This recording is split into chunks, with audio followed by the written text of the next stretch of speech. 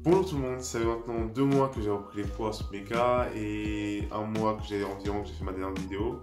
Dans cette dernière vidéo, je parlais un peu de la vie étudiante dans laquelle je voulais être un peu plus présent, quelque chose qui m'avait beaucoup manqué.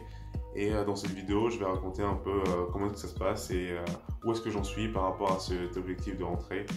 Ok, alors d'abord, pourquoi est-ce que je fais ce vœu d'avoir une vie extrascolaire un peu plus épanouie? C'est que il y a plusieurs facteurs. Déjà, le Covid qui m'a isolé moi et tous les autres pendant un sacré bout de temps. C'est quelque chose qui m'a fait prendre conscience du besoin que j'avais, voilà, d'être entouré, de vivre des choses. Et comme ce proverbe qui dit qu'on ne prend conscience de la valeur des choses que lorsqu'on les perd, et ben justement, j'ai pris conscience vraiment du goût que j'avais à être avec des amis, à faire des activités, à découvrir de nouvelles choses. Et donc en sortant de ce confinement, en sortant de ces couvre-feux, etc., j'étais l'année dernière en résidence étudiante avec des étudiants Erasmus qui, eux, étaient voilà, beaucoup dans cette optique-là de profiter, puisqu'ils étaient en Erasmus.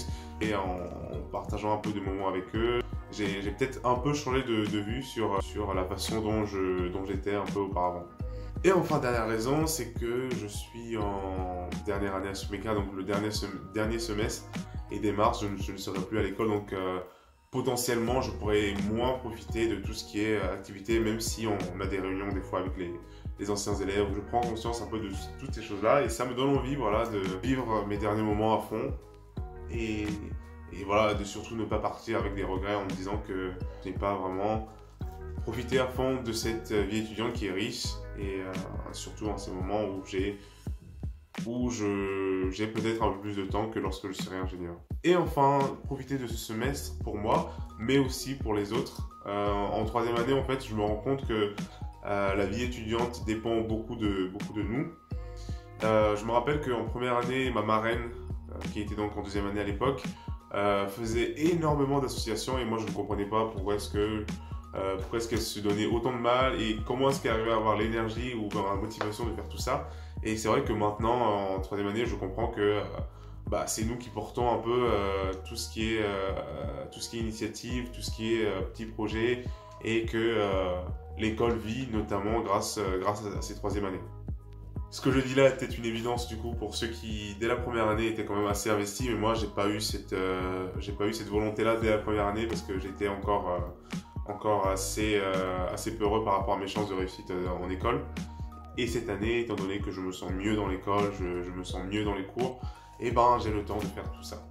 J'ai eu la chance de vivre énormément de nouvelles expériences, des expériences notamment en natation, qui est le sport que je pratique depuis que je suis au collège, que j'ai dû arrêter l'année dernière et même en tout ce qui est en prépa, etc.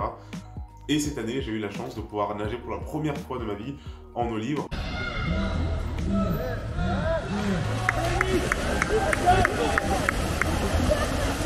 Compétition dans la Seine, dans le canal Saint-Martin plus précisément.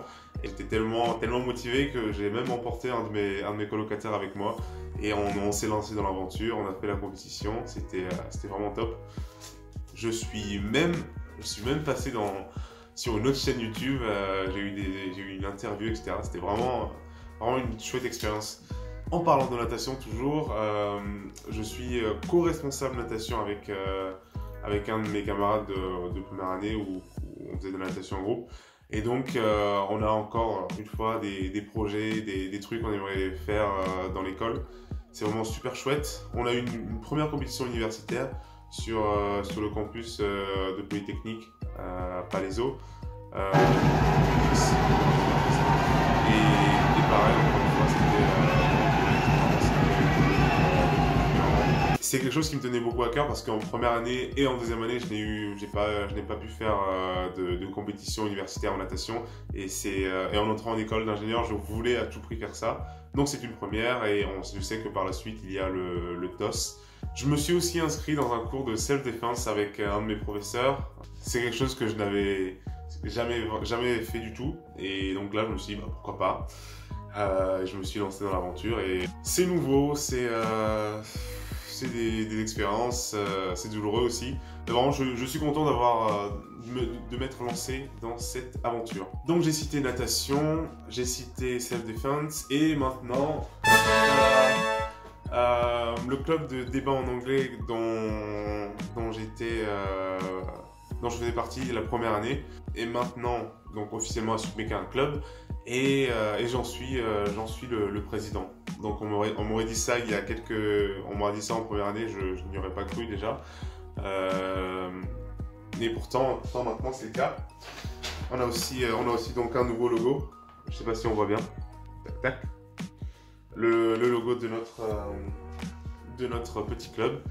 Et c'est quand même beaucoup de boulot, mais le fait d'organiser quelque chose pour que les autres puissent s'amuser, c'est quelque chose qui est aussi gratifiant et qui m'aide aussi à savoir organiser des événements, à savoir gérer un groupe de personnes.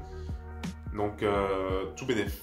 Donc je fais ces 3 activités-là. J'essaie aussi maintenant le week-end de ne pas m'enfermer chez moi, que ce que j'avais la fâcheuse habitude de faire en première année. Donc passer tout le week-end vraiment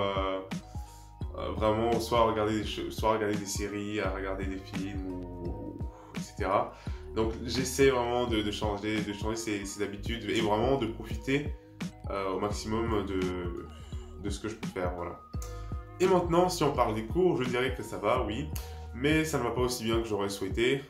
L'équilibre vie extrascolaire et vie scolaire est quand même assez difficile à atteindre, donc des fois ça empiète sur du coup mon sommeil, parce que je compresse le sommeil pour avoir le temps en fin de journée de finir de réviser ou de finir un rapport de projet ou de finir une préparation de soutenance.